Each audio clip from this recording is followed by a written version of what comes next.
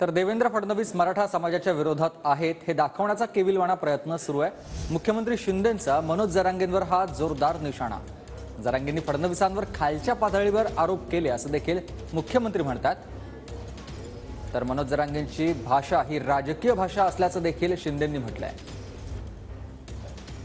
सरकारवर टीका करणं, त्याचबरोबर मला देखील मुख्यमंत्री म्हणून मला देखील माझी पण सगळे काय काढायची ती काढली, उपमुख्यमंत्री सगळे मंत्री, आणि त्यानंतर या सगळ्या गोष्टीचा कहर केला की देवेंद्रजींना अगदी खालच्या पातळीवर त्यांच्यावर आरोप केला की त्यांना विष देऊन मारणार आहेत। आणि हे म्हणजे जेव्हा अशा प्रकारचं वक्तव्य त्यांच्याकडून होऊ लागलं, मी प्रेस कॉन्फरन्स मध्ये देखील म्हणालो की ही भाषा जी आहे कार्यकर्त्याची नाही, ही भाषा राजकीय भाषा आहे आणि त्याच्या मागे कोण आहे। माझी सगळ्यांना विनंती आहे की यामध्ये ज्या पद्धतीने कुणी माणूस असेल तो खालच्या पातळीवर बोलू लागला, जर एकेरी भाषेत बोलू लागला, खोटे नाटे आरोप करू लागला, तर त्याला बिलकुल पाठीशी कोणी घालता कामा नये।